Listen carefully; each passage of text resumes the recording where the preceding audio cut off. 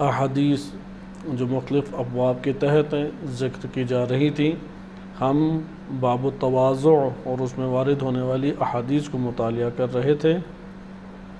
تواضع کے لغوی معنی اور اس سے جو روایات اہل بیت علیہ السلام سے جو ہمارے سامنے بعض احکام سامنے آتے ہیں، اس کا تذکرہ آپ کی خدمت میں کیا گیا۔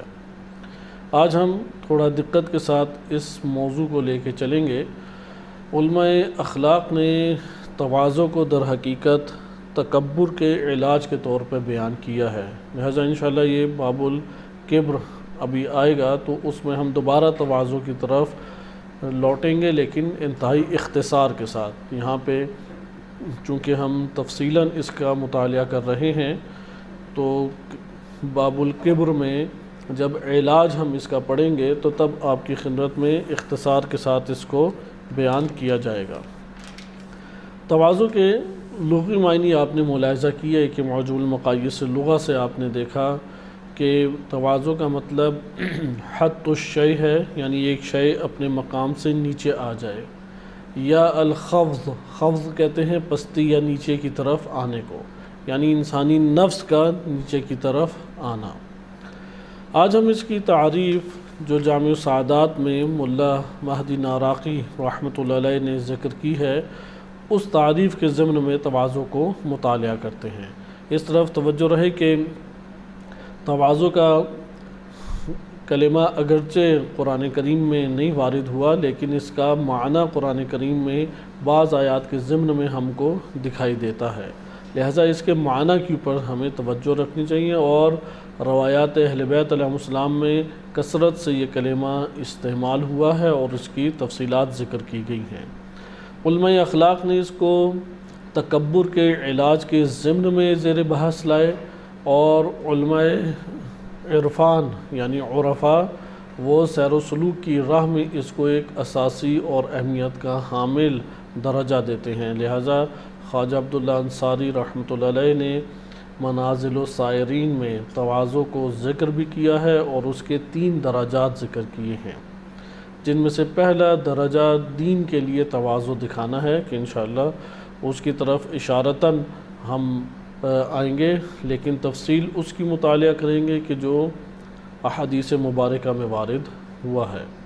تو یہ 2 مباحث الگ الگ کتابوں میں موجود ہیں۔ علماء اخلاق نے جو ذکر کیا ہے وہ اخلاقی جو مباحث ہیں اس میں تکبر کے ضمن میں اس کو ذکر کیے، جداگانہ اس سے بحث نہیں کی، لیکن عرفاء نے اس کو مراتب جو سائر یعنی سالک ہے، اللہ کی راہ میں سلوک کی منازل طے کرتا ہے، اس میں ایک منزل اس کو تواضع کو قرار دیا ہے۔ آئیں ابھی ہم علماء اخلاق سے استفادہ کرتے ہیں۔ ملا محمد مہدی ناراقی رحمۃ اللہ علیہ اپنی معروف کتاب جامع السعادات میں بیان کرتے ہیں، اس کی تعریف اس طریقے سے ذکر کرتے ہیں۔ تواضع کو البتہ تعریف میں وارد ہونے سے پہلے میں یہ عرض کرتا چلوں آپ کی خدمت میں کہ اخلاق انسانی نفس کے ساتھ تعلق رکھتا ہے، باطنی ایک چیز ہے، آداب انسانی جسم سے تعلق رکھتے ہیں۔ بالفاظ دیگر انسان اور حیوان میں ایک ظاہری فرق ہے اور ایک باطنی فرق ہے۔ انسان اور حیوان میں جو ظاہری فرق ہے وہ آداب کے جیسے ایڈیکیٹس بھی کہتے ہیں، لیکن ہمارے پیش نظر آداب اسلامی ہیں، کیونکہ آداب مختلف ہو سکتے ہیں۔ آداب سے مراد ایک ایسا عمل جو معاشرے کے اندر اچھا شمار ہوتا ہے، معاشرے میں دین کی نگاہ ابھی لازم نہیں ہے، معاشرے میں ایک عمل جو اچھا شمار ہوتا ہے اور انسانی اعضاء و جوارح سے صادر ہو۔ اگر وہ عمل انسانی اعضاء و جوارح سے صادر ہو تو اسے معاشرہ اچھا سمجھتا ہو، اسے معاشرہ مرغوب نگاہ سے دیکھتا ہو تو اسے ادب کہتے ہیں۔ اب آداب ہر معاشرے کے اپنے اپنے ہوتے ہیں، اسے آپ عادات سے بھی تعبیر کر سکتے ہیں۔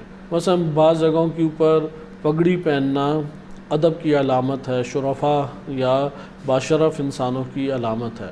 بعض جگہوں پہ ممکن ہے کہ ٹائی پہننا باشرف لوگوں کی علامت ہے۔ یہ ان معاشروں کے آداب کہلائیں گے۔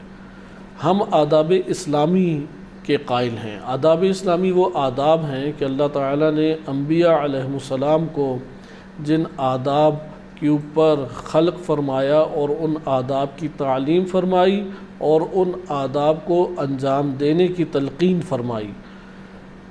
تفسیر میزان میں علامہ طباطبائی رحمۃ اللہ علیہ نے آداب اور اخلاق میں فرق کرنے کے بعد آداب الہی یا آداب اسلامی کے عنوان سے ایک طولانی گفتگو کی ہے کہ بالآخر ابھی وہ ہماری بحث سے خارج ہے، وَإِلَّا قابل مطالعہ یہ مضمون ہے کہ جو علامہ طباطبائی رحمۃ اللہ علیہ نے آداب کے عنوان سے ذکر کیا ہے۔ مثلا آداب اسلامی میں بعض چیزیں آپ ملاحظہ کر سکتے ہیں کہ سب کے سامنے تھوکنا آداب اسلامی کی نگاہ سے صحیح نہیں ہے۔ اسی طریقے سے ناک صاف کرنا یا بغلوں میں خارج کرنا یا جسم پہ خارج کرنا یا ٹانگیں پھیلا کے بیٹھنا یا ڈکار لینا، یہ ساری کی ساری چیزیں آداب اسلامی کے مخالف ہیں۔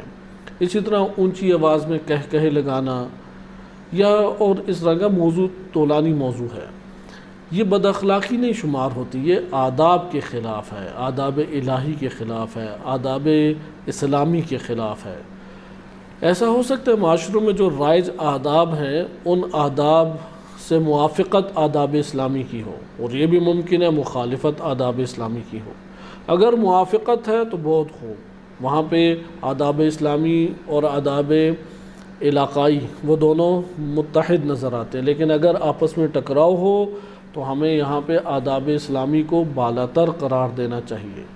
آداب اسلامی میں بعض ایسے آداب ہیں کہ جو ممکن ہے کہ وجوب کی حد تک پہنچ جائیں، وہاں پر تو ہمارے پاس کوئی اور صورت نہیں ہے کہ ہم اس آداب کے علاوہ کسی اور امر کو حاصل کریں، فقط اور فقط اس ادب اسلامی و ادب الہی کی رعایت کرنے پڑے گی۔ لیکن بعض جگہوں پہ مستحسن یہ ہے کہ ادب اسلامی کی رعایت کی جائے، لیکن اگر مخالفت کریں تو حرام نہیں ہے۔ مثلا کوئی کسی کے سامنے تھوک دیتا ہے تو یہ حرام نہیں ہے، لیکن ادب کی مخالفت ہے، ادب اسلامی کی مخالفت ہے۔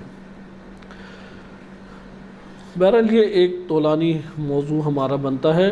ہاں، اس میں یہ نقطہ قابل توجہ ہے کہ آداب اسلامی ظاہر عمل سے عبارت ہے۔ ظاہر عمل جو وہ بھی جو معاشرے کو اچھا لگے، مستحسن لگے۔ دین اسلام کو جو عمل اچھا لگتا ہے، مستحسن لگتا ہے کہ یہ اس طریقے سے ظاہر ہو، یہ ادب اسلامی کہلائے گا۔ ادب کا معنی ایک اور صورت میں بھی آیا، روایات اہل بیت علیہم السلام میں وارد ہوا ہے، اور وہ کسی کو تعلیم سکھانا ہے، کسی کو اخلاقیات یا کسی کو حقوق کی رعایت کرنا سکھانا بھی ادب کہلاتا ہے۔ لیکن ہم جس پیش نظر ادب کو لے رہے ہیں وہ یہی ہے کہ ظاہر جسم سے، اعضاء و جوارح سے ایک ایسے عمل کا صادر ہونا کہ جو معاشرے کے لوگوں کے لیے مرغوب ہو یا دین اسلام کی نگاہ میں مرغوب ہو۔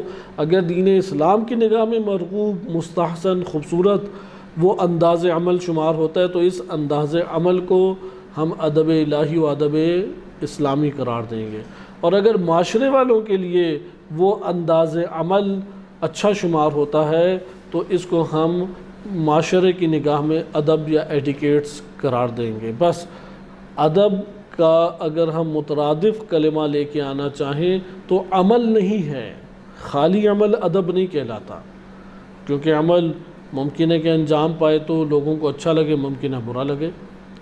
انداز عمل یعنی ایک ایسا عمل کا انداز کہ جو دیکھنے میں اچھا شمار ہوتا ہو، دیکھنے میں خوشگوار شمار ہوتا ہو معاشرے کی نگاہ میں، یا دین اسلام کی نگاہ میں اچھا اور خوشگوار اور مرغوب شمار ہوتا ہو، یہ دین اسلام کی نگاہ میں ادب اسلامی کہلائے گا۔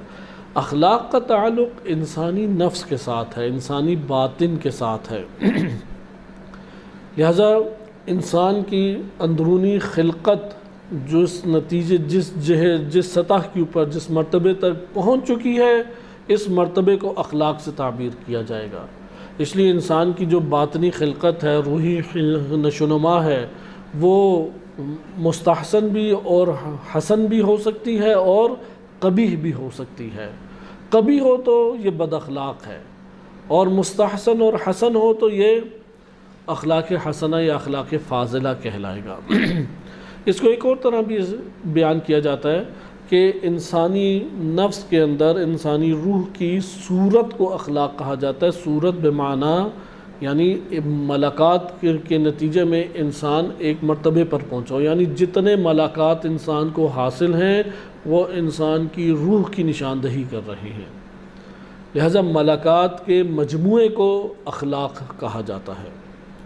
اخلاق سیئہ ان اخلاق کو کہا جاتا ہے جس میں انسان برے ملاقات کو حاصل کر لے، اور اخلاق حسنہ یا اخلاق فاضلہ ان اخلاق کو کہا جاتا ہے جس میں انسان اچھے اخلاق کا مالک یعنی اچھے ملاقات کا مالک بن جائے۔ اخلاق کی جو بھی صفت، اخلاق حسنہ پہ اب ہم آ جائیں، اخلاق حسنہ کی جو بھی صفت ہے وہ اعتدال میں اخلاق کہلائے گی۔ یہ ایک مہم نقطہ ہے کہ جس کو ہمیں ذہن نشین کرنا چاہیے کہ اخلاق میں اخلاقی عمل کون سا عمل کہلائے گا، کہ ہر وہ عمل اخلاقی عمل کہلائے گا جو نقطہ اعتدال پر ہے، جو نقطہ اعتدال اور عدالت میں ہے، یعنی افراط اور تفریط کے درمیان اخلاق ہے۔ افراط اور تفریط کے درمیان ہی عدالت ہے۔ عدالت یعنی درمیانی راہ، اعتدال، میانہ روی۔ یہ جو میانہ روی ہے نہ افراطی ہے نہ تفریطی ہے۔ افراط یعنی حد سے تجاوز کر جانا، تفریط یعنی اپنے آپ کو اپنی حدود سے گرا دینا، نیچے گرا دینا، اسے کہتے ہیں افراط و تفریط۔ افراط اور تفریط کے درمیان کو کیا کہتے ہیں؟ عدالت۔ اس عدالت سے اخلاق جنم لیتا ہے۔ مثال کے طور پہ شجاعت کی آپ مثال لے لیں، بزدلی اور تہور کے درمیان یہ شجاعت ہے۔ نہ بزدلی شجاعت سے ٹکراتی ہے۔ بزدلی کا معنی ہمارے ہاں واضح ہے۔ بزدل یا جبن بھی اسے کہتے ہیں کہ ڈر جانا، خوف، جہاں پہ خوف نہیں کھانا چاہیے وہاں پہ خوف کا شکار ہو جائے، اسے کہتے ہیں بزدلی۔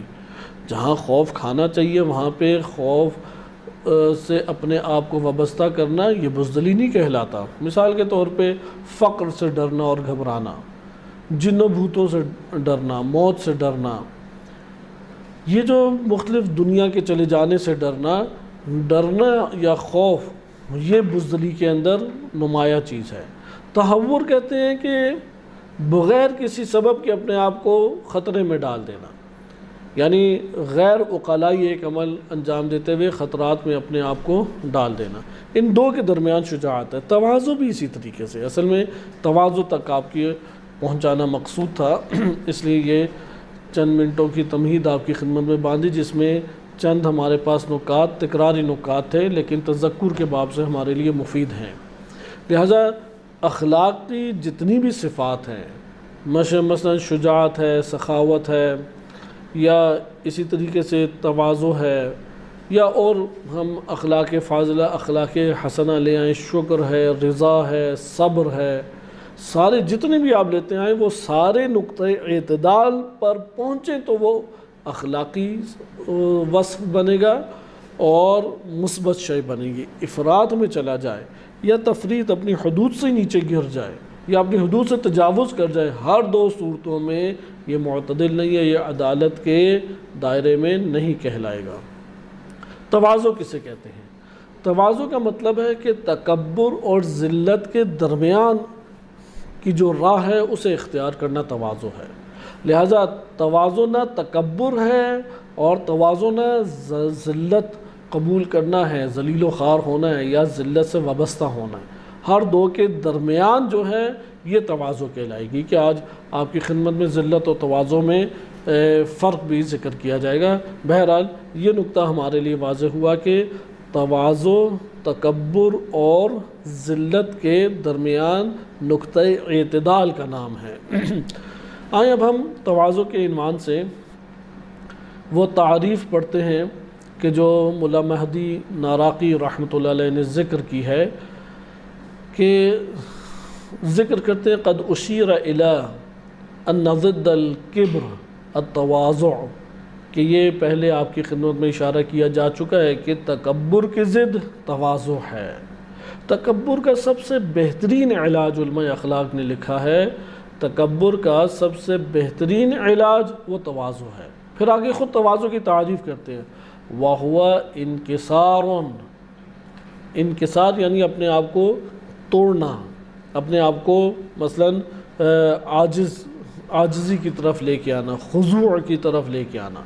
وَهُوَ انکسار للنفس، نفس انسانی کا انکساری اور عاجزی کو اختیار کرنا۔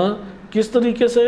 یمنعها، کہ یہ عاجزی اور انکساری انسانی نفس کو روک دے، منع کر دے، من ان یرا لذاتہ مزیۃ علی الغیر، کہ وہ انکساری آ کے انسانی نفس کو روک دیتی ہے کہ انسانی نفس بذات خود اپنی ذات کے لیے دوسروں کی نسبت کسی خصوصیت کا مالک اپنے آپ کو سمجھے۔ یہ تواضع کی انہوں نے تعریف کی ہے۔ یعنی ادھر آپ دقت کریں، ہم اس کو چند نکات میں تقسیم کر لیتے ہیں۔ اول، نفس کا عاجزی اور انکساری قبول کرنا، یعنی صرف جسم کے ذریعے سے ابھی اظہار نہیں ہے۔ اول چیز ہے نفس یعنی باطن کا اپنے وجود کے اندر عاجزی اور انکساری کو اختیار کرنا۔ اچھا، کس سطح کے اوپر؟ کیونکہ بعض اوقات انسان عاجزی یا فروتنی اختیار کرتا ہے، یا انسان اپنے اندر انکساری کو لے کے آتا ہے، لیکن اس سطح کے اوپر نہیں ہوتی وہ پہنچی ہوئی کہ وہ دوسروں کے مقابلے میں اپنے آپ کو خصوصیت سے بالا تر قرار دے اور کہے کہ یہ خصوصیت میرے اندر نہیں ہے، یعنی دوسروں کے اوپر اپنے آپ کو کسی خصوصیت کا مالک نہ قرار دے۔ اگر ہمارے اندر نفس کے اندر، باطن کے اندر یہ ظاہری مادی چیز ابتدا میں نہیں ہے، کیونکہ اخلاق ہے، آپ کی خدمت میں عرض کیا کہ آداب وہ ظاہر عمل سے تعلق رکھتے ہیں، انداز عمل سے تعلق رکھتے ہیں جو مستحسن معاشرے میں شمار ہوں، لیکن اخلاق باطنی ایک صورت ہے، باطنی ایک عمل ہے، اس کے بعد اس کے آثار جسم سے ظاہر ہو سکتے ہیں، لیکن اخلاق ظاہری نہیں کبھی بھی ہو سکتا۔ اخلاق کا آغاز باطن سے ہے، نفس سے ہے، لہذا انکسار للنفس سے، نفس کا اپنے وجود کے اندر عاجزی اور انکساری کو پیدا کرنا، اس طرح سے پیدا کرے کہ یہ انکساری آ کے انسانی نفس کو منع کر دے کہ وہ اپنی ذات کے لیے، نفس کے لیے دوسروں کے اوپر کسی خصوصیت کا اپنے آپ کو مالک شمار کرے، کسی خوبی کا، کسی خصوصیت کا، کسی فضیلت کا اپنے دوسروں کے اوپر اپنے آپ کو مالک شمار کرے۔ لہذا یہاں پہ اگر انکساری اس سطح پہ نہیں پہنچی ہوئی تو پھر یہ تواضع نہیں ہے۔ اس لیے ظاہری چاپلوسی یا ظاہری جھکنا اور خاضع ہونا یہ تواضع نہیں کہلاتا۔ تواضع ایک قلبی اور باطنی چیز ہے، نفسانی چیز ہے۔ نفس کے اندر انکساری سطح کے اوپر پہنچی ہو کہ وہ اپنے آپ کو دوسروں کے اوپر کسی ایسی خصوصیت کا مالک شمار نہ کرے کہ وہ دوسروں کے اوپر کوئی حق اپنے طور پہ رکھنا شروع کر دے۔ اب اس کے پھر نتائج ہیں، لوازم ہیں کچھ۔ لوازم جیسے آگ ہے تو حرارت اس کا لازمہ ہے، روشنی اس کا لازمہ ہے۔ لہذا اگر نفس اندر سے منکسر مزاج ہوگا، عاجز ہوگا، اندر اپنے اندر کوئی ایسی خصوصیت کو جو دوسرے کے اوپر اسے بالاتر یا غیروں کے اوپر اس کو بڑا چڑھا ہوا دکھائی دے، اس خصوصیت سے مانع بن جاتی ہے، تو اس کے پھر جسمانی کچھ یعنی اعضاء و جوارح سے کچھ آثار صادر ہوں گے۔ ان میں سے پہلا عمل کیا صادر ہوگا؟ تلزمہ افعال و اقوال، کہ اس تواضع کے نتیجے میں بعض افعال لازمی طور پہ اور بعض عمل بھی اور بعض اقوال بھی لازمی طور پر اس سے صادر ہوں گے۔ موجبتن، یہ افعال اور اقوال سبب بن رہے ہیں لاستعظام الغیر و اکرامہ، کہ وہ اپنے غیر کی عظمت اور احترام اور عزت کا قائل ہو جائے، یعنی اس کا احترام بجا لائے، اسے عزت عطا کرے۔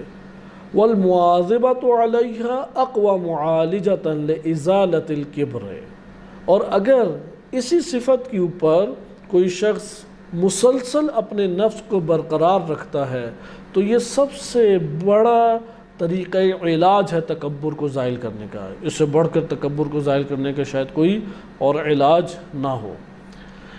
پھر مزید تشریح آگے کے صفحات میں مولا مہدی ناراقی بیان کرتے ہیں تتمیم کے عنوان سے کہ ذلت کس چیز کا نام ہے، ذلت کو بیان کرتے ہوئے کہ اس کی تشریح میں ابھی آپ کی خدمت میں عرض کرتا ہوں کہ یہ پہلے کلام ان کا ختم ہو جائے۔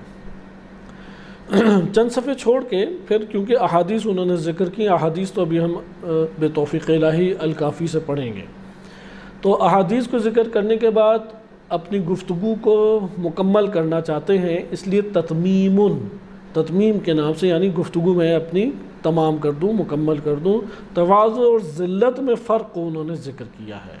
کوئی یہ نہ سمجھے کہ اپنے آپ کو دوسروں کے سامنے ذلیل و خوار کرنا یہ تواضع ہے، لہذا اس میں فرق کرنے کے لیے ذکر کرتے ہیں لما عرفتا، جب آپ یہ بات لما عرفتا کہ جب آپ یہ بات جان چکے ہیں ان کل فضیلت وسط، کہ ہر فضیلت جو ہے وہ وسط میں ہے، درمیان میں ہے، لہو طرفان مذمومان، ہر فضیلت کے دو اطراف ہیں اور وہ دونوں طرف مذموم ہیں، قابل مذمت ہیں۔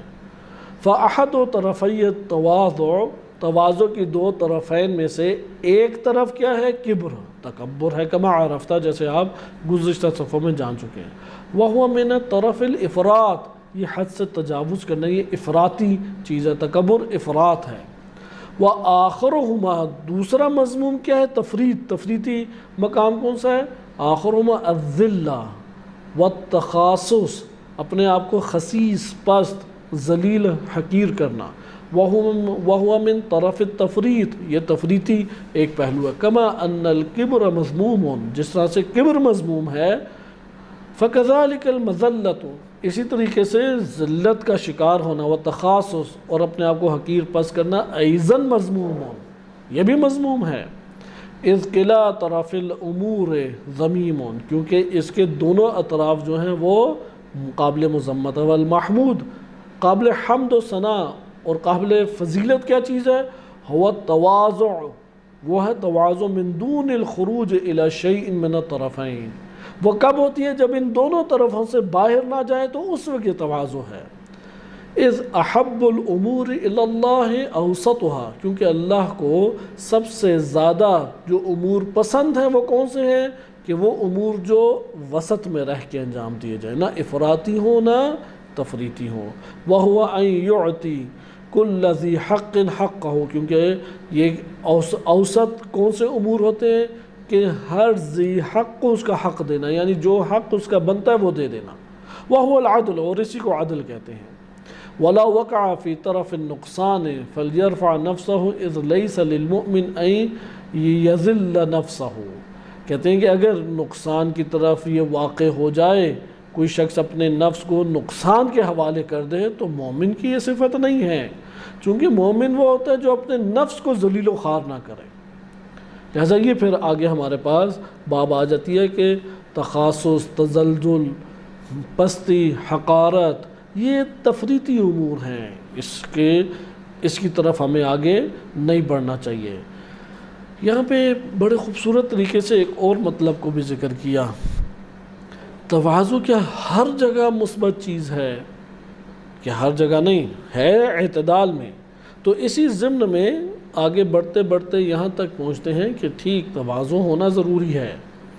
ابھی اس کی تشریح میں آپ کی خدمت میں روایات اہل بیت علیہ السلام کے ضمن میں عرض کروں گا کہ اپنے آپ کو ذلیل کرنا کیا ہے، تذلل کیا ہے، اس کو لغت سے استفادہ کرتے ہوئے آگے بڑھتے ہیں، لیکن اس مطلب کو کہ تواضع ہر جگہ ضروری ہے سوائے ایک مورد کے، اور وہ مورد کیا ہے؟ خود یہ ذکر کرتے ثم ینبغی، یہ توجہ رہنی چاہیے کہ ضروری ہے آپ کے لیے اللہ یتواضع للمتکبرین، متکبرین کے سامنے تواضع نہیں دکھانی۔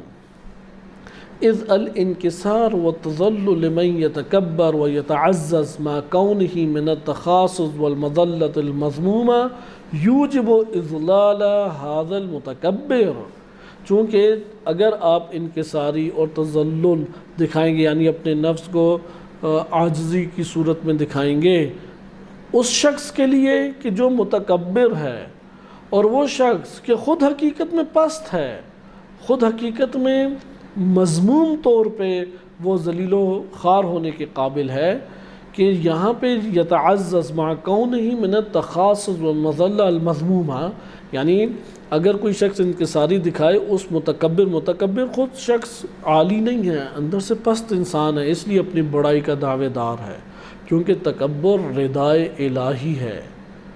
یہ ردا اللہ سبحانہ وتعالیٰ نے انبیاء و ائمہ علیہ السلام و اولیاء علیہ السلام کے لیے بھی قرار نہیں دی، فقط مختص باللہ تعالیٰ ہے۔ لہذا تکبر کسی کے لیے سوائے اللہ تعالیٰ کے جائز نہیں ہے، اسی لیے اللہ تعالیٰ کے اسماء حسنہ میں سے المتکبر، وإلا تکبر جائز نہیں، اللہ تعالیٰ نے کسی کے لیے قرار نہیں دیا۔ اسے یہاں پہ وہ فرماتے ہیں کہ اذ الانکسار وتذلل لمن یتکبر و یتعزز، کہ تکبر جو کرتا ہے اور اپنے آپ کو بڑھ چڑھ کے صاحب عزت اور مقامات عزت کا حامل سمجھتا ہے، اس کے سامنے عاجزی یا تذلل، جبکہ تذلل خود پست ہونا ایک مذموم صفت ہے، بھی عرض کر چکے ہیں۔ کہتے ہیں آپ کا عاجزی اور انکساری متکبرین کے سامنے دکھانا، یہ متکبر کے مزید گمراہ کرنے کا باعث بنے گا۔ وَتَقْرِيرُ عَلَى تَكَبُّرِهِ، اور متکبر کو مزید محکم متکبر بنا دے گا۔ وَإِذًا لَمْ يَتَوَاضَعْ لَهُ النَّاسُ وَتَكَبَّرُوا عَلَيْهِ، لہذا وہ شخص کبھی بھی اپنے سامنے لوگوں کے لیے تواضع کا قائل نہیں ہوگا، یہ متکبر شخص، وہ مزید پھر تکبر کی طرف آنا شروع ہو جائے گا۔ اس لیے ضروری ہے کہ متکبر سے متواضع ہو کے نہ ملیں، بلکہ متکبر کے سامنے انسان ایک نو اکڑ کے ملے۔ اکڑ کے مراد یہ نہیں ہے کہ اپنے آپ کو تکبر کا شکار کرنے لگ جائے، مراد یہ ہے کہ اس کے تکبر کے سامنے مزید اس کے تکبر کو بڑھانے کا باعث قرار نہ دے، یعنی ایسا عمل صادر نہ کرے کہ جس کے ذریعے سے نفس قبول کر رہا ہو کہ یہ جو بڑائی کا دعوے دار ہے، یہ مجھ سے بڑا اور مجھ سے عالی اور ہمارے اوپر مثلا متکبر طور پہ بڑھائی حقیقتاً رکھنے والا ہے، یہ اظہار نہیں ہونا چاہیے۔ لہذا تواضع ادھر یہ کلمہ نہیں ہے کہ متکبرین کے سامنے مثال کے طور پہ انسان نفس کے اعتبار سے بھی متکبر بن جائے، نہیں، نفس کے اعتبار سے متکبر انسان نہیں بن سکتا۔ تواضع نہ دکھائے۔ نمبر 2، متکبر سے اسی کے مطابق سلوک کرے، یعنی اسی کی سطح کے اوپر آ کے سلوک کرے۔ مثال کے طور پہ اگر ایک شخص متکبر ہے تو بھاگم بھاگ اس کے لیے گاڑی کا دروازہ نہ کھولیں۔ اگر ایک متکبر ہے اسے پیشکش نہ کرے کہ آپ پہلے تشریف رکھیں، آپ بھی کھڑے رہیں، یہاں تک کہ اگر وہ نہیں آپ کو پیشکش کر رہا آپ بھی پیشکش نہ کریں۔ اس لیے اس کے رویے کے مطابق ادھر رویہ اختیار کیا جائے گا، وَإِلَّا وہ مزید متکبر ہوتا چلا جائے گا۔ لہٰذا یہاں پہ متنبہ ہونا چاہیے کہ وہ ترک تکبر کرے، لیکن متکبر جو ہے وہ مذلت اور عاجزی کو کبھی بھی تحمل کرنے کا کبھی بھی اس کے اوپر راضی نہیں ہوتا۔ اس لیے روایات اہل بیت علیہ السلام ہمارے پاس، اور نہج البلاغہ سے بھی کچھ بیان آپ کی خدمت میں ذکر کیا جائے گا کہ خود یہ بات ذکر کرنے کے بعد ملا محمد مہدی عراقی رحمۃ اللہ علیہ یہ روایت نبی صلی اللہ علیہ وآلہ وسلم کی نقل کرتے ہیں کہ حضرت صلی اللہ علیہ وآلہ وسلم فرماتے ہیں اذا رأیتم المتواضعین من امتی فتواضعوا لهم، اگر میری امت میں تمہیں متواضع لوگ مل جائیں تو تم بھی ان سے تواضع سے پیش آؤ، تم بھی تواضع سے پیش آؤ۔ وَإِذَا رَأَيْتُمُ الْمُتَكَبِّرِينَ، اور اگر تمہیں میری امت میں متکبر لوگوں سے سامنا کرنا پڑ جائے فَتَكَبَّرُوا عَلَيْهِمْ، تو ان کے اوپر تم بھی تکبر کا رویہ اختیار کرو۔ اپنے نفس کے اندر مرض تکبر نہیں پالنا، یعنی ادھر رویے کے اعتبار سے ہے۔ وہ اگر آپ کو دعوت نہیں دے رہا کہ گاڑی میں بیٹھیں، آپ بھی اسے دعوت نہ دیں۔ وہ آپ کی طرف نظر نہیں ملا رہا، آپ بھی اس کی طرف نظر نہ ملائیں۔ وہ آپ کی طرف عاجزی کے ساتھ اور فروتنی کے ساتھ نہیں بڑھ رہا، آپ بھی اس کے ساتھ عاجزی اور فروتنی کے ساتھ نہ بڑھیں۔ اس لیے وَإِذَا رَأَيْتُمُ الْمُتَكَبِّرِينَ، کہ اگر تم متکبرین کو دیکھتے ہو فَتَكَبَّرُوا عَلَيْهِمْ، میری امت میں متکبرین سے تمہیں سامنا کرنا پڑ جائے تو تم بھی ان کے ساتھ متکبر بن کے اکڑ کے ذرا ملو۔ فَإِنَّ ذَلِكَ لَهُمْ مَذَلَّةٌ وَصِغَارٌ، اس میں ان متکبرین کے لیے پستی بھی ہے اور ان کے چھوٹا پن بھی ہے، یہ نیچے کی طرف آنا شروع ہو جائیں گے۔ عموماً علم ہے، کسی بھی شعبے سے علم کا تعلق ہو، دینی علم ہے یا کسی سائنسی فیلڈ کا علم ہے یا کوئی بھی علم، تکبر کو لے کے آتا ہے۔ لہذا اگر کوئی متکبر عالم ہو یا متکبر دانشور ہو، محقق ہو، پروفیسر ہو، صاحبان علم ہو، ڈاکٹر حضرات ہیں، انجینئر حضرات ہیں یا کوئی خاص فیلڈ کے مالک ہیں، دیکھا کہ تکبر کے ساتھ رویہ اختیار کر رہے ہیں، وہاں پہ عاجزی درست نہیں ہے۔ اسی طرح مال تکبر کا باعث بنتا ہے، اسی طرح حسب اور نسب، اونچا حسب نسب معاشروں میں شمار ہوتا ہے، تکبر کا باعث بنتا ہے، ان کے سامنے عاجزی نہ دکھائی جائے۔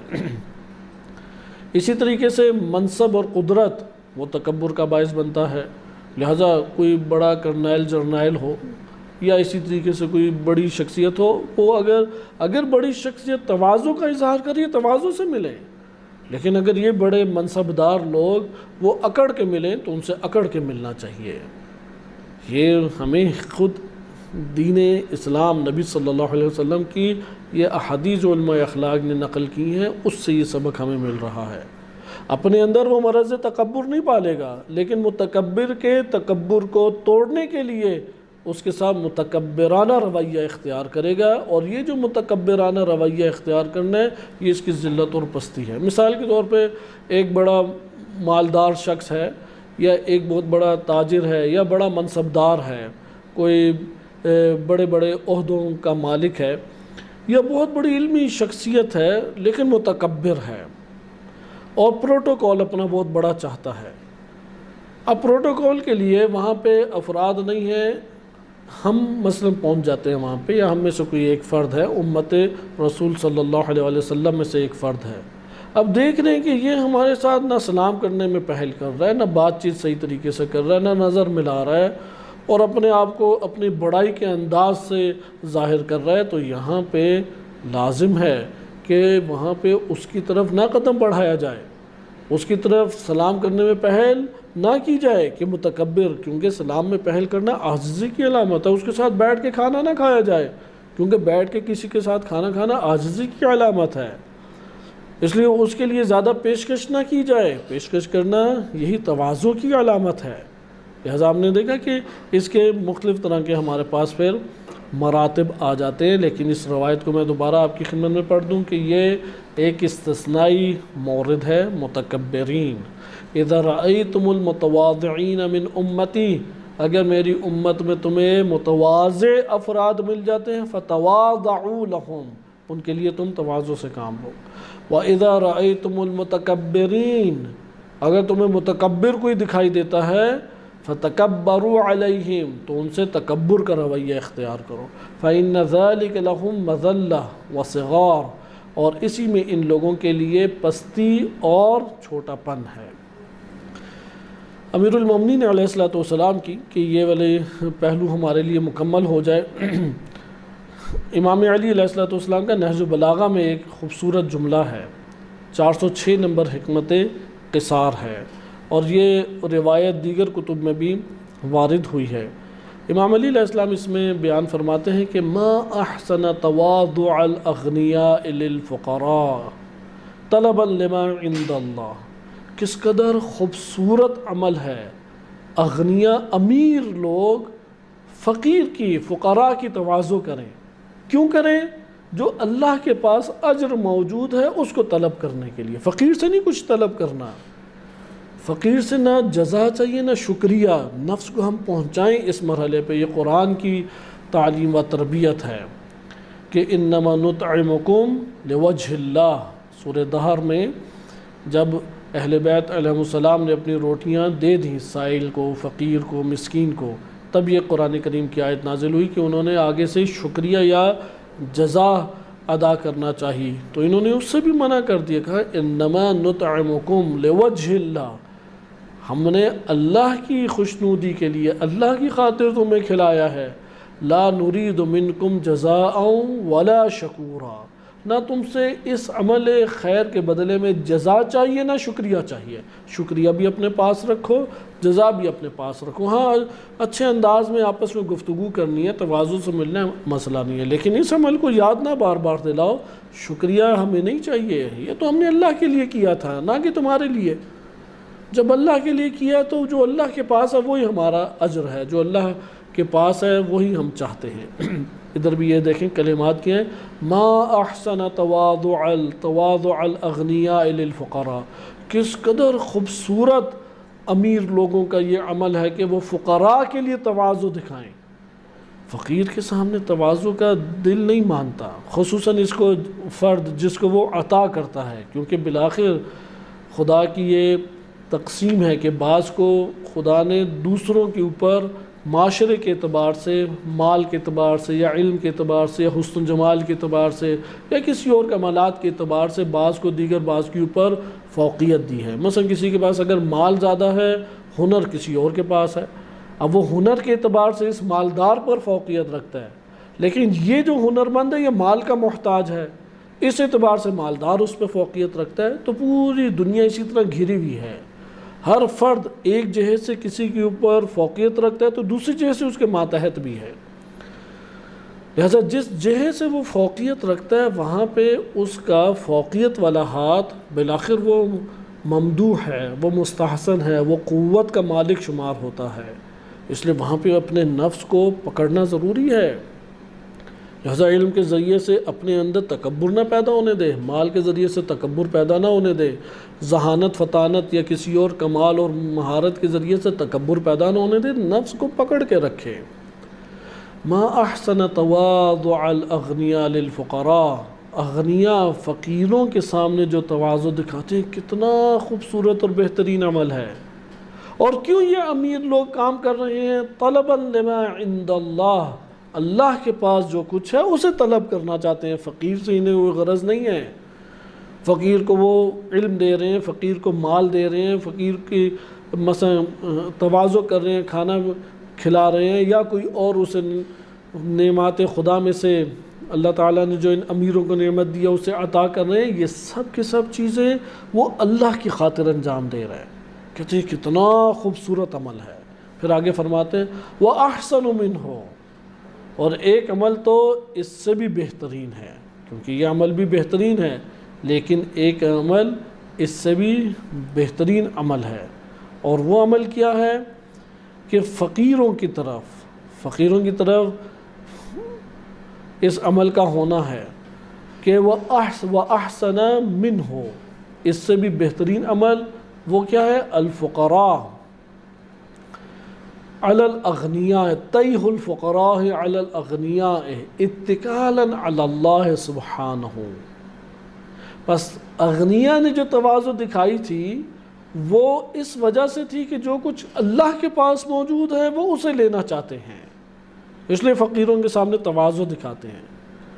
وَأَحْسَنُ مِنْهُ، اور اس سے بھی بہترین عمل کیے تیہ الفقراء علی الاغنیاء، فقراء اغنیاء سے منہ موڑ کے رکھیں، وہ ان سے سرگردان ہو کے رہیں، وہ ان سے نظر چرا کے رہیں، یعنی ایک نوع تکبر کی صورت میں رہیں کہ یہ مفتی جعفر اعلی اللہ مقامہ، ان کا یہ ترجمہ میں پڑھ دیتا ہوں کہ انہوں نے جو ترجمہ کیا اس میں کلمہ غرور لکھا ہے، لیکن تیہا کا مطلب تیہو، تا یا ہا، اس کا مطلب غرور نہیں ہے بلکہ اس کا مطلب بنتا ہے کہ ایک انسان تحیر میں آ جائے، سرگردانی میں آ جائے، یعنی رخ پھیر لے، منہ موڑ لے۔ ہاں یہ تحیر ایک نوع تکبر اور بڑائی کو ظاہر کرتی ہے، لیکن یہ بڑائی حقیقی نہیں ہے، یہ استغنا کا اظہار ہے، یہ مستغنی ہونے کا اظہار ہے کہ میں تمہارا محتاج نہیں ہوں، میں بے نیاز ہوں تم سے۔ یہ جو استغنا کا اظہار ہے، یہ استغنا کا، فقراء کا اغنیاء سے استغنا اور بے نیازی کا اظہار کہ ایک نوع تکبر کی جھلک ہے اس میں، لیکن حقیقت تکبر وہ نہیں ہے۔ اس لیے تیہ الفقراء علی الاغنیاء، فقراء کا بے نیازی کا اظہار کرنا امیروں سے، فقراء کا امیروں سے نظر چرانا، سرگردانی کرنا، یا ان کے سامنے کسی بھی طرح سے نہ جھکنا، یہ اس سے بھی بہترین عمل ہے۔ لیکن فقراء یہ عمل کیسے انجام دیں گے؟ کیونکہ حقیقت میں تو مال کے محتاج ہیں، حقیقت میں تو انہیں اپنی زندگی بسر کرنے کے لیے وسائل کی ضرورت ہے۔ تو فقراء یہ انجام دیں گے اتکالاً علی اللہ، سبحان اللہ پہ توکل کر کے کہ اللہ میں ایک بہت بڑا عمل انجام دے رہا ہوں، یہ جو امیر میری طرف تھوڑا سا جھکا ہوا ہے، میں اس سے بے نیاز ہوں، میں اس سے مستغنی ہوں، میں اس سے نظر چرا رہا ہوں، لیکن میری حاجات اے اللہ تیری ذات ہے، تو اسے پورا کر، کیونکہ تجھ سے بڑھ کر غنی کون ہے، انکا غنی حمید، کائنات پوری کی پوری تیری محتاج ہے، سب کے سب فقراء ہیں تیری بارگاہ میں، لہذا تو اپنے خزانوں سے میری مدد فرما۔ یہ آپ نے ملاحظہ کیا کہ دین اسلام اس طرح، یہاں پہ یہ ضرور ہے کہ ایک روایت انشاءاللہ ہم آگے پڑھیں گے اگر فرصت ملی تو، کہ اس روایت کا مضمون اس طرح سے ہے کہ بدترین افراد کون کون سے ہیں۔ مثلا ظالم کو بدترین فرد کہا گیا جو دوسروں کا حق کھا جائے یا ظلم کرے۔ ان میں سے ایک بدترین انسان وہ ہے کہ جو فقیر ہے لیکن متکبر ہے، فقیر متکبر۔ کیا مطلب متکبر؟ یعنی مرض تکبر لگا ہوا ہے، یعنی اس کے پاس تو کوئی کمال تھا ہی نہیں، کیونکہ تکبر کا مرض اس وقت لگتا ہے کہ جب انسان اپنے آپ کو کمال سے وابستہ دیکھتا ہے، مثلا میں بڑا لائق فائق ہوں، بڑا مالدار ہوں، بڑے صلاحیتوں کا معلوم ہوں، بڑے منصب کے اوپر ہوں، بڑا حسن و جمال اور بڑے دنیا کی قدرتیں میرے پاس، کوئی نہ کوئی، جب بھی انسانی نفس اپنے اندر کمال کا مشاہدہ کرتا ہے تو بڑائی کا احساس پیدا ہوتا ہے۔ اگر دوسروں کے اوپر نہ اپنے آپ کو بڑا قرار دے لیکن اس بڑائی کی وصف سے اپنے آپ کو متصف قرار دے، اسے کہتے ہیں عجب، خود پسندی، کیونکہ اپنا آپ اسے اچھا لگ رہا ہے، لیکن یہ خود پسندی تکبر میں مبتلا ہو جاتی ہے اور دوسروں کو حقیر سمجھنے لگ جاتا ہے۔ بس اگر دوسروں کو حقیر نہ سمجھے اور کسی بڑائی کے امر سے اپنے آپ کو وابستہ قرار دے، یہ عجب اور خود پسندی ہے۔ لیکن اگر وہ دوسروں کو حقیر بھی قرار دے، یہ متکبر، ہاں فقیر متکبر جو مرض متکبر میں مبتلا ہے، پست ترین انسان ہے، کیونکہ اس کے پاس اس مرض تکبر کا تو کوئی سبب موجود نہیں تھا، خود اس نے اپنے آپ کو خیالی دنیا میں بڑھا کے آلودہ کر لیا۔ لہٰذا یہاں پہ تیہ الفقراء سے مراد فقراء کا متکبر بننا نہیں ہے، اسی لیے عرض کیا کہ اس میں بے نیازی اور استغنا کا ترجمہ زیادہ بہتر رہے گا، لیکن مفتی جعفر حسین اعلی اللہ مقامہ نے نہج البلاغہ میں 406 نمبر میں جو ترجمہ کیا وہ میں آپ کے سامنے پڑھ دیتا ہوں۔ وہ فرماتے ہیں اللہ کے یہاں، یعنی ترجمہ اس طرح سے کیا کہ اللہ کے یہاں اجر کے لیے دولت مندوں کا فقیر سے عجز و انکساری برتنا کتنا اچھا ہے، اور اس سے اچھا فقراء کا اللہ پہ بھروسہ کرتے ہوئے دولت مندوں کے مقابلے میں غرور سے پیش آنا ہے۔ اب آپ تیہ الفقراء کلمے تیہ کا آپ اگر مطالعہ کریں لغت میں جا کے تو وہاں پہ تحیر ہے، سرگردانی ہے۔ ہم اس کو بے نیازی سے اگر لیں تو زیادہ مناسب ترجمہ رکھتا ہے، کیونکہ دیگر احادیث آ کے بتاتی ہیں فقراء کا متکبر ہونا سب سے پست ترین عمل ہے۔ لہٰذا یہ نہیں ہے کہ امیر کبیر لوگوں سے اور اہل منصب سے درستگی کے ساتھ، سختی کے ساتھ، بدتمیزی کے ساتھ، بد اخلاقی کے ساتھ پیش آنا شروع کر دیا جائے، یا متکبر بن کے پیش آنا شروع کر دیا جائے، یہ ہرگز تعلیم نہیں ہے۔ تعلیم حقیقت میں یہ ہے کہ فقراء امراء سے اپنے آپ کو بے نیاز ظاہر کریں۔ ہاں اگر امیر شخص آتا ہے اور وہ متواضع ہے، متکبر نہیں ہے، متواضع تو لازم ہے کہ تواضع سے اس سے برتاؤ کیا جائے، سلام اگر کرے واجب ہے سلام کا جواب دیا جائے۔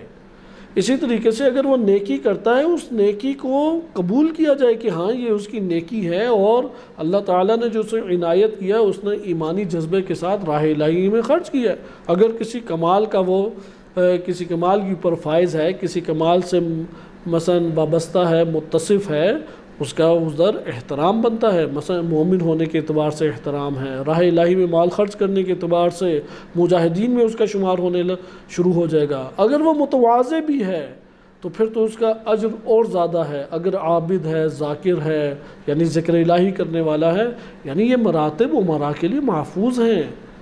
یہاں پہ چونکہ ذلت ہے اور اسلام نہیں چاہتا کہ کوئی مومن وہ اپنے نفس کو ذلیل و خوار کرے، لہٰذا نفس کو ذلیل و خوار امراء کے سامنے نہ کرے، اس کو دین اسلام نے آ کے روکا ہے، کیونکہ ہر منزل کے اوپر ایک امیر فقیر ہے۔ مثال کے طور پہ ایک شخص ہے جس کے 2 وقت کی روٹی پوری نہیں ہوتی، یہ بھی فقیر ہے، اور جو 2 وقت کی روٹی کا سامان کسی کے لیے پیدا کر سکتا ہے یا اس شخص کے لیے پیدا کر دیتا ہے، یہ شخص اس کی نسبت غنی ہے۔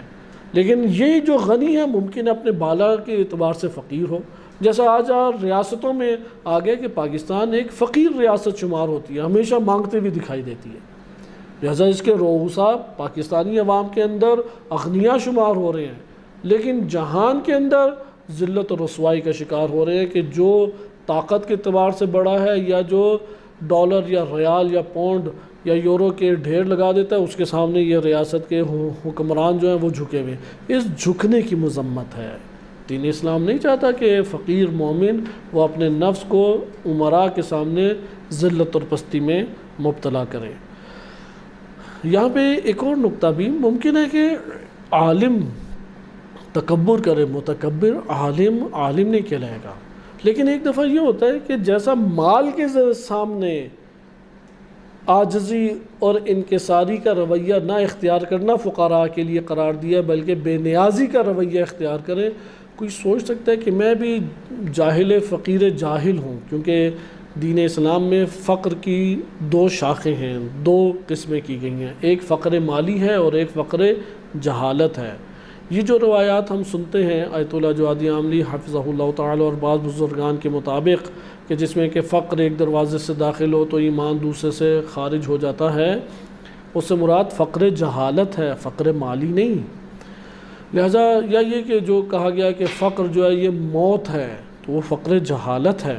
اگرچہ فقر مالی سے نکل سکتے ہیں اور نہیں نکل پا رہے تو اس کی بھی مذمت ہے کہ فقر مالی میں رہنا کوئی بڑائی نہیں ہے۔ ہاں اللہ تعالیٰ کے سامنے تواضع اختیار کرتے ہوئے فقر کو اختیار کریں تو یہ الفقر و فخری کہ عرفاء نے اس حدیث کو نقل کیا ہے کہ میرا فخر ہے۔ فقر کو انشاءاللہ کسی اور مورد میں ہم مطالعہ کریں گے، لیکن اس مورد کو ہم سمجھ لیں کہ فقر مالی میں یہ بات ہے کہ اغنیاء کے سامنے بے نیازی کا سلوک۔ لیکن اگر فقر جہالت ہے کسی کو تو وہاں پہ عالم غنی شمار ہوگا، علم اس وقت تک عطا نہیں ہوتا جب تک علم کے سامنے انسان اپنے آپ کو متواضع نہ کرے، خاضع نہ کرے، بلکہ اگر یہ تعبیر استعمال کی جائے عالم کے سامنے نہیں، علم کے سامنے بالخصوص۔ عالم کا مقام علم کی وجہ سے ہے، لیکن بے شرط کہ عالم اپنے اوصاف رکھتا ہو، مثلا خود متواضع ہو، خود عالم متکبر نہ ہو، خود عالم حب الدنیا کا مالک نہ ہو، اسے دنیا اور دنیا کے طور طریقے محبوب نہ ہو دین سے زیادہ۔ بہرحال اگر عالم باشرائط ہے، یعنی متواضع ہے، متکبر نہیں ہے، حب الآخرت رکھتا ہے، دین اور دین کے احکام کو ہی اپنے لیے زندگی قرار دیتا ہے اور لوگوں کے درمیان دین کے ذریعے سے زندگی بسر کرتا ہے، یہ باشرائط عالم دین ہے۔ لیکن اس کی بھی قیمت اس جاہل کے سامنے اپنے علم کی وجہ سے ہے۔ لہذا علم کے سامنے اگر کوئی ذلیل و خوار کرے یہ ذلت نہیں، یہ عزت ہے۔ علم خود متکبر چیز ہے، عالم نہیں۔ علم نہیں عطا ہوتا، کیونکہ علم حقیقت میں اللہ کی طرف سے عطا ہوتا ہے، عالم اس میں ایک پہنچانے کا فقط ذریعہ بن رہا ہے، وإلا عالم کسی کے اندر علم منتقل نہیں کرتا۔ عالم ایک کوشش کرتا ہے کہ اس کی روح کے اندر اس کی خوراک اور اس کی زندگی پہنچ جائے، پہنچانے والی ذات اللہ سبحانہ و تعالیٰ کی ہے۔ یا عرفاء کے مطابق اللہ نے جو نظام خلق کیا ہے جبریل امین علیہ السلام ہے، ان کے توسط سے اللہ تعالیٰ ہر ذات کو علم عطا کرتا ہے، لہذا جبریل امین عرفاء کے مطابق قرار دیے گئے۔ مثلا ہمیں ایک بات سمجھ آ جاتی ہے قرآن پڑھتے ہوئے، حدیث پڑھتے ہوئے، کسی عالم کی بات سنتے ہوئے، خود غور و فکر کرتے ہوئے، یہ جو علم عطا ہوا ہے نتیجے میں، یہ علم جبریل امین کے ذریعے سے عرفاء کے مطابق، یا آپ ایک عمومی اصطلاح استعمال کریں، اللہ سبحانہ وتعالیٰ کی جانب سے یہ علم عنایت ہوا ہے، اللہ تعالیٰ کی طرف سے، یا براہ راست علم ہے جسے الہام سے تعبیر کیا جا سکتا ہے، اور ایک خصوصی علم تو انبیاء و رسول علیہ السلام کے ساتھ خاص ہے، الہام کا دروازہ کھلا ہے، یا بالواسطہ ہے علم کی کا منتقل ہونا، بالواسطہ پھر واسطے مختلف ہیں اس میں، اور اس میں سب سے خوبصورت ترین واسطہ یہ ہے کہ انسان تفکر کے ذریعے سے تعقل کر کے اپنے اندر علم کو منتقل کرے. اور تعقل کرنے کے لیے بھی ذرائع ہیں، بہرحال وہ ہمارے لیے آشکار اور واضح چیزیں. یہاں پہ تواضع اختیار کرنا ضروری ہے. بالفاظ دیگر عالم کے سامنے طالب علم جو علم کو طلب کرنا چاہتا ہے، وہ جو طالب ہے وہ تواضع اختیار کرے، اور عالم کا بھی وظیفہ یہ ہے کہ جو متعلم ہے علم حاصل کرنے اس کے سامنے تواضع سے پیش آئے. وَإِلَّا وہ عالم اپنی صفت کے اوپر، صفت علم کے اوپر باقی نہیں رہے گا. اس کے اوپر ایک واقعہ بھی ہے، اور اس واقعہ حضرت عیسیٰ علیہ السلام کا الکافی میں ہے کہ عیسیٰ علیہ السلام نے حواری اپنے اکٹھے کیے. یہ جو واقعہ ہے وہ اسی تواضع کے باب سے ہمارے پاس آتا ہے کہ اس میں انہوں نے کیسے علم کو مثلاً علم کے سامنے آداب کے اعتبار سے، اور عالم کا جو علم سیکھنے والے ہیں ان سے کس طرح کا رویہ ہو، اس رویے کو یہ واقعہ بیان کرتا ہے. یہ واقعہ میں تیزی سے بیان کر دیتا ہوں، اگرچہ ہمارے موضوع سے متعلق احادیث کچھ نکل جائیں گی، لیکن فقراء مالی اور فقراء جہالت یہ دو ایک سطح پہ اپنے آپ کو نہ سمجھیں.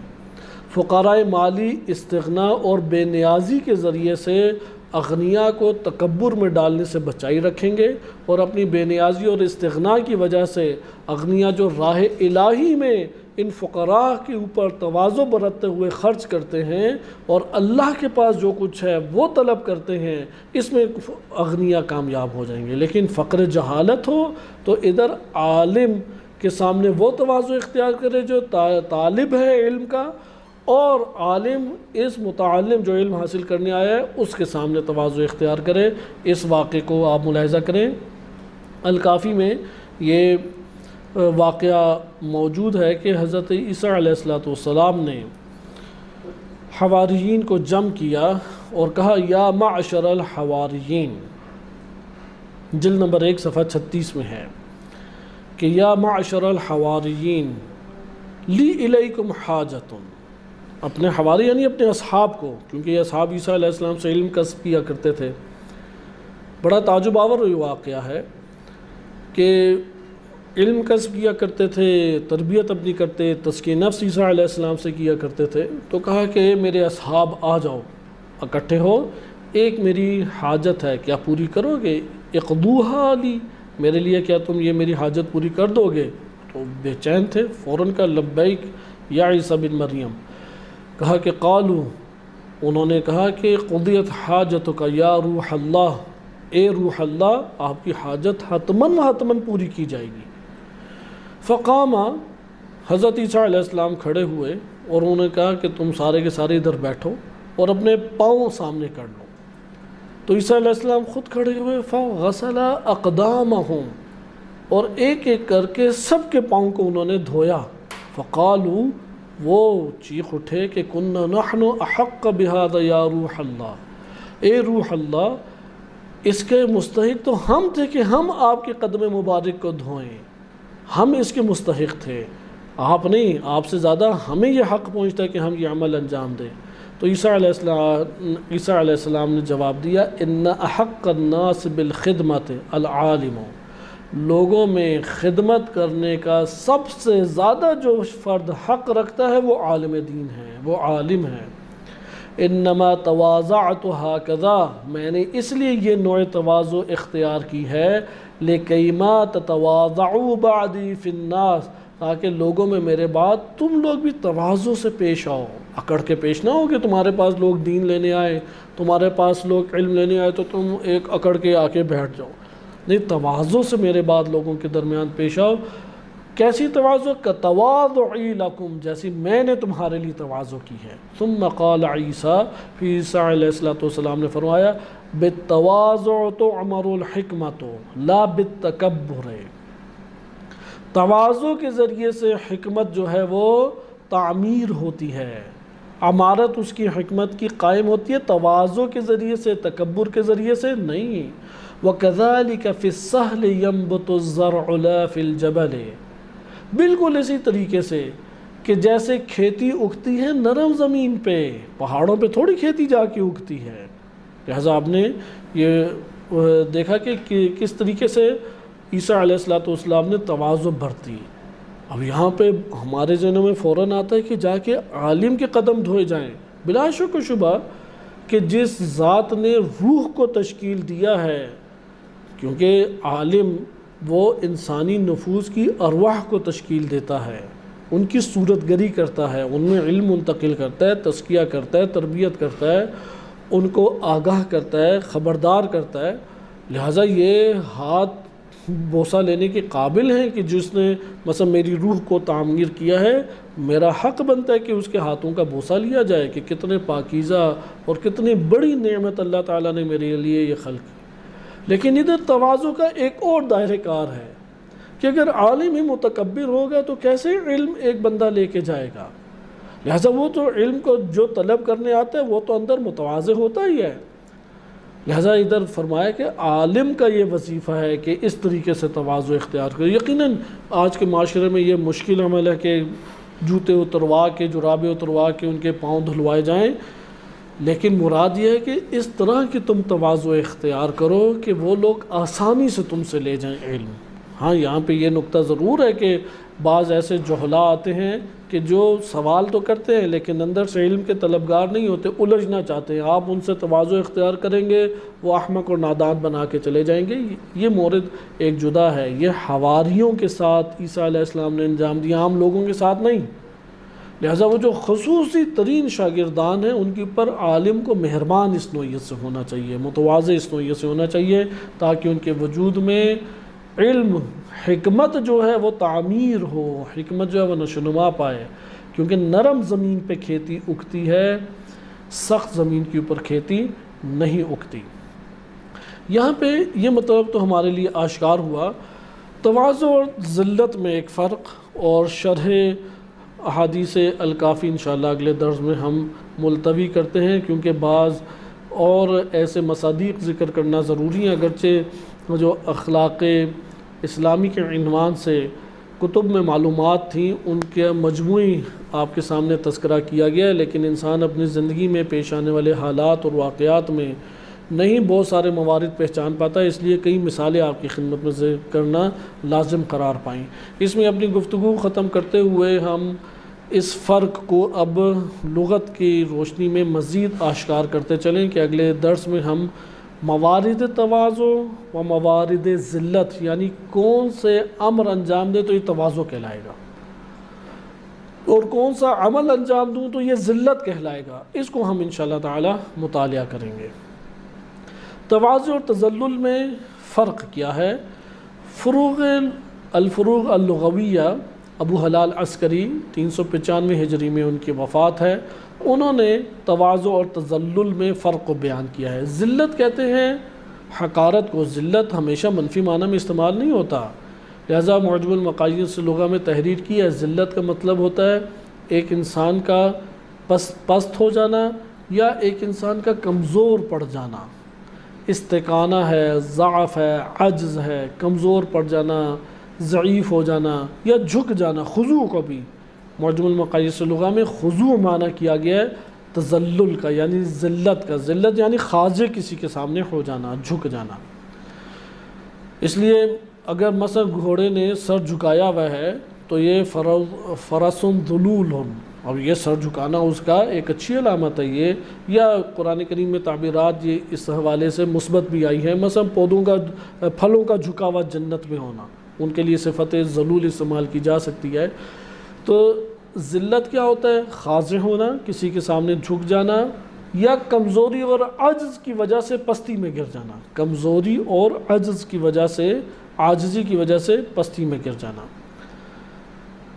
تواضع اس نوع کا خضوع نہیں ہے، اس لیے ابو ہلال عسکری ذکر کرتے ہیں الفرق بین التواضع و تذلل۔ تذلل کہتے ہیں نفس کا ذلت میں اپنے آپ کو داخل کرنا، نفس کا مقام ذلت پہ اپنے آپ کو گرا دینا۔ بعض اہل لغت نے تواضع کا مترادف تذلل ذکر کیا ہے، لیکن ابو ہلال عسکری نے اس کی وضاحت کی، جیسے صحاح کہ 393 ہجری قدیمی لغات میں سے انہوں نے تواضع کا مطلب تذلل نقل کیا، لیکن ابو ہلال عسکری انہوں نے آ کے اس کو لغت کے اعتبار سے واضح کیا اور ذکر کرتے ہیں التذلل اظہار العجز، تذلل کہتے ہیں اپنے آپ کو کمزور اور عاجز ظاہر کرنا، عن مقاومت من یتذلل لہ، اس شخص کے مقابلے میں کہ جو اسے ذلیل کرنا چاہ رہا ہے. یعنی ہم ایک فرد ہے یا ایک ماحول ہے، معاشرہ ہے یا ایک مورد ہے کہ اس میں ہمارا ٹکراؤ ہو جاتا ہے، وہ جو مورد ہے یا شخص ہے یا وہ جو ماحول بن چکا ہے وہ ہمیں عاجز اور ضعیف اور کمزور کر کے دبانا چاہ رہا ہے. اگر یہ اپنے عاجز کا اور اپنے کمزور ہونے کا اور اپنے دب جانے کا اظہار کر دے اس شخص کے جو اسے ذلیل کرنا چاہ رہا ہے تو یہ تذلل کہلائے گا، یہ ذلت کہلائے گا. لہٰذا ذلت ہوتی تب ہے کہ جب مد مقابل ذلیل کرنا چاہے اور جس کو ذلیل کیا جا رہا ہے وہ اس ذلت کو قبول کر کے اپنے آپ کی کمزوری اور عجز کا اظہار کر دے. اس کو کہتے ہیں تذلل. اس لیے تذلل میں کیا اصل نقطہ ہے؟ کمزوری اور ضعف کی وجہ سے پستی میں گر جانا. کمزوری اور ضعف کی وجہ سے، کمزوری اور ضعف کا اظہار کرتے ہوئے یا کمزوری اور ضعف کی وجہ، بعض کا کمزوری اور ضعف نہیں ہوتا لیکن نہیں مقاومت کر سکتا، نہیں مقابلہ کر سکتا، اس لیے فوراً ہی ہار مان جاتا ہے اور اپنے آپ کو کمزور اور عاجز ظاہر کر کے پستی پہ گر جاتا ہے. یہ ہے ذلت، اسے ذلیل ہونا کہتے ہیں. تواضع کیا ہے؟ ذکر کرتے ہیں وَالتَّوَاضُعُ إِظْهَارُ قُدْرَةِ مَن يَتَوَاضَعُ لَهُ، کہ جس کے لیے یہ تواضع انجام دے رہا ہے اس کے سامنے اپنی قدرت کا اظہار کرنا، کہ میں قادر ہوں کہ میں بے نیازی کا اظہار کروں، قادر ہوں تم سے اکڑ کے ملوں، قادر ہوں کہ تکبر کا اظہار کروں، لیکن میں ادھر اپنی قدرت اور اختیار سے تمہارے سامنے عاجزی کا اظہار کرتا ہوں. یہ تواضع ہے. بس ذلت کیا ہے؟ اپنے اندر یہ قبول کر لینا کہ میں پست ہوں، میں حقیر ہوں، میں ضعیف ہوں، میں عاجز ہوں، اور پھر جو اسے عاجز اور پست کرنا چاہ رہا ہے اس کے سامنے اظہار کمزوری، اظہار عجز کر دے، اور اس طرح سے یہ نتیجے میں پستی پہ گر جائے گا. لیکن تواضع کیا ہے؟ تواضع میں کیا ہے؟ اظہار و قدرت میں یتواضع لہ، جس کے لیے وہ تواضع انجام دے رہا ہے اس کے سامنے اپنے آپ کو قادر، اپنے آپ کو صاحب اختیار ظاہر کرنا. مثلا اگر ایک مالدار شخص ہے وہ کسی فقیر کی یا کسی شخص کی مدد کرتا ہے، کیونکہ یہاں پہ مدد کرنے کے اعتبار سے کلمات مختلف ہیں، اس طرف خصوصی توجہ رہنی چاہیے. اگر ایک ضعیف اور فقیر ہے، فقیر وہ ہوتا ہے جس کے پاس سال بھر کا خرچ نہ ہو، یہ فقہی اصطلاح ہے. ایک فقر کی اصطلاح یہ ہے کہ جس کے پاس 2 وقت کی روٹی بھی نہیں ہے، یہ مسکین کہلاتا ہے فقہی اعتبار سے. مثلا مسکین سے تعلق پیش آ گیا اور ہم نے جان بھی لیا کہ سفید پوش ہے، ویسے تو بے نیازی اور استغنا کا ہمیشہ اظہار کرتا ہے لیکن بہت مالی مشکلات کا شکار ہے یہ.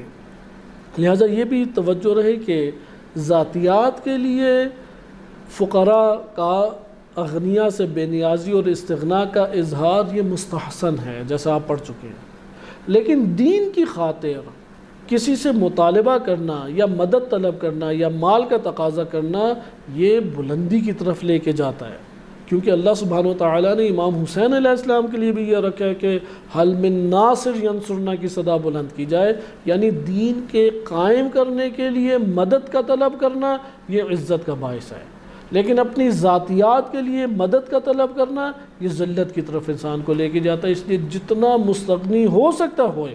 ہاں بعض حالات ایسے آ جاتے ہیں کہ انسان ایسی اللہ تعالیٰ نے آزمائش ڈالی ہے کہ وہ نئی لوگوں سے مستغنی یا عمرا سے اپنے آپ کو مستغنی نہیں کر پا رہا، تو یہاں پہ دین کہتا ہے کہ پھر قرض کی صورت میں تم طلب کرو. قرض چونکہ ایک نوع عزت رکھتا ہے اس لیے قرض کی صورت میں رجوع کرو، اس لیے خالی ہاتھ کبھی بھی نہ پھیلاؤ. حتیٰ کہ امام خمینی رحمۃ اللہ علیہ نے انہی احادیث سیسند روایات کی وجہ سے احتیاط لازم کی بنیاد پر اگر کسی کے 1 دن کا خرچ اس کے پاس موجود ہے اور اس کے لیے کوئی پریشانی نہیں ہے تو احتیاط لازم کی بنیاد پہ حرام قرار دیا کہ وہ کسی کے سامنے ہاتھ پھیلائے.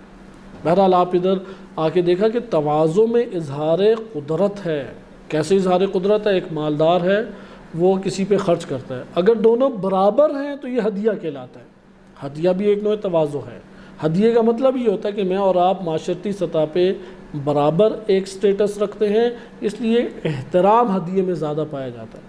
ایک دفعہ ہبہ ہوتا ہے، ہبہ یہ ہوتا ہے جو قرابت داروں اور قریبیوں کو قرابت داری کی وجہ سے یا نزدیکی کا احساس کرتے ہوئے کوئی آپ چیز منتقل کر دیتے ہیں، اس کی ملکیت بنا دیتے ہیں، یہ ہبہ کہلاتا ہے۔ جیسے فدق کا جو چند باغات تھے، فدق کا ایک علاقہ جس میں چند باغات تھے، یہ چند باغات اور زرخیز علاقہ نبی صلی اللہ علیہ وسلم کی ملکیت تھا، تو انہوں نے جناب سیدہ سلام اللہ علیہ کو ہبہ کر دیا۔ نحلہ بھی اسی طرح سے ایک لفظ ہے۔ انہی میں سے یہ ہے کہ راہ الہی میں عطا کرنا، یہ جو راہ الہی میں عطا کرنا ہے، یہ فقیر کو مثلا عطا کیا، یہ سارے موارد تواضع کے ہیں، کیونکہ اس میں صاحب قدرت ہے جو تواضع کا اظہار کر رہا ہے۔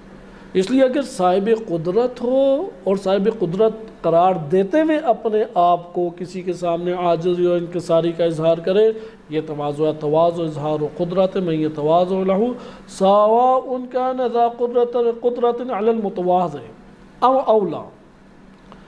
بے شک وہ حقیقتاً جس کے سامنے تواضع کا اظہار کر رہا ہے صاحب قدرت ہے، یا حقیقتاً نہیں ہے۔ مثلا ایک فقیر ہے، کسی امیر کا احترام کرتا ہے، تواضع کرتا ہے، لیکن یہ اظہار کرتے ہوئے کہ دیکھو میں صاحب عزت ہوں، میں صاحب احترام ہوں، میں صاحب قدرت ہوں۔ حقیقت میں احترام اور وہ عزت یعنی معاشرے میں جس سے قوت شمار ہوتی ہے وہ کچھ بھی اس کی، مثلا نہ گاڑی ہے، نہ اپنا گھر ہے، نہ بہت سارے اموال کا مالک ہے، نہ بہت اعلیٰ منصب کی پرفائز ہے، نہ بہت زیادہ کمالات کو لیے ہوئے ہے۔ بے شک وہ اپنے وجود کے اندر ان کمالات سے عاری ہے یا ان اوصاف قدرت سے عاری ہے، اس کے پاس عملاً ابھی قدرت کوئی نہیں ہے، لیکن اپنے وجود کے اندر ایک احساس عزت رکھتا ہے۔ وہ جانتا ہے کہ دوسرے کے سامنے ذلیل نہیں ہونا، وہ جانتا ہے کہ دوسرے کے سامنے حقیر نہیں بننا، پست نہیں بننا، اس لیے اپنے نفس کو محترم قرار دیتا ہے، اور اپنے نفس کو محترم قرار دیتے ہوئے دوسرے کے سامنے تواضع جب اختیار کرتا ہے تو اس کو پھر انہوں نے ذکر کیا کہ وہ جس کے سامنے تواضع اختیار کر رہا ہے اس کے مد مقابل عملاً وہ قدرت کا مالک ہے یا نہیں ہے۔ ہر دو صورتوں میں وہ اپنے نفس کو چونکہ صاحب احترام قرار دے رہا ہے اور صاحب قدرت قرار دے رہا ہے، تو اس کے سامنے اس کا انکساری و عاجزی سے پیش آنا یہ کیا کہلائے گا؟ یہ تواضع کہلائے گا۔ پھر ایک مثال دی کہ اللہ تعالیٰ، کیا آپ یہ دیکھتے نہیں ہیں کہ ایک مالک ہے وہ اپنے خادمین سے بڑے متواضع طریقے سے پیش آتا ہے۔ انشاءاللہ اب ہم یہ اگلے درس میں پڑھیں گے کہ متواضع ہونا کیا قرار پاتا ہے، یعنی کیا عمل انجام دوں تو یہ تواضع ہے، کیا گردن جھکا دوں، کیا کندھے جھکا کے ملوں، کیا میں بالکل ہی اس کے سامنے ہاتھ جو ہیں وہ مضبوطی سے پکڑ کے سر اور پاؤں گردن جھکا کے اس کے سامنے ایک اظہار کروں، کیا عمل ہے کہ جو تواضع ہے۔ انشاءاللہ یہ آئے گا۔ مثلا ایک اشارہ میں کر دوں آپ کی خدمت میں کہ فقیروں کے ساتھ بیٹھ کے کھانا تواضع ہے۔ اسی طریقے سے تواضع کی ایک اور مثال دی جا سکتی ہے، مالک کا غلاموں کے ساتھ بیٹھ کے کھانا تواضع ہے۔ یا ایک اور مثال دی جا سکتی ہے کہ نکاح کی اگر شرائط کسی خاتون میں پوری ہیں اور اس کی طرف مرد کی رغبت بھی اس عنوان سے ہے تو وہ اس کا حسب نسب نہ دیکھے اور شادی کر لے، یہ تواضع میں سے ہے۔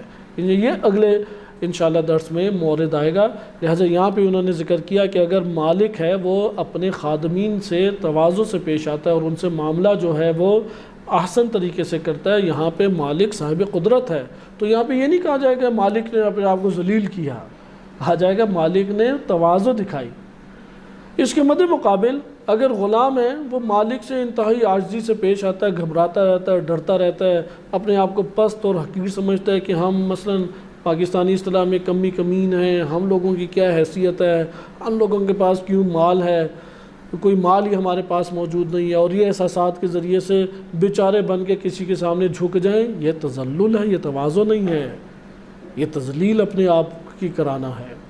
تو یہ آپ نے آج تواضع اور تذلیل میں یا ذلت میں فرق پڑا، اور نہج البلاغہ سے ایک مورد آپ نے اس میں ملاحظہ کیا، اور حدیث آپ نے علماء اخلاق کے بیان کے مطابق مطالعہ کی کہ تواضع اور تذلل میں اہم فرق یہ ہے، تذلل میں عاجزی، ضعف اور اس کو اختیار کرتے ہوئے پستی کا شکار ہونا ہے، تواضع میں صاحب قدرت، صاحب اختیار، صاحب احترام اس احساس کو مد نظر رکھتے ہوئے، اس کو بالا قرار دیتے ہوئے اپنے آپ کو اس مقام عزت سے نیچے لا کے فروتنی اور عاجزی اور انکساری سے پیش ہونا ہے۔ اس کے موارد دین اسلام کی نگاہ میں کیا کیا بنتے ہیں، یعنی کون سا عمل وہ متواضع عمل کہلائے گا اور کون سا عمل وہ ذلت آمیز عمل کہلائے گا، اس کو انشاءاللہ تعالی اگلے درس میں ملاحظہ کریں گے۔ صلی اللہ علیہ سیدنا محمد وآلہ طاہرین۔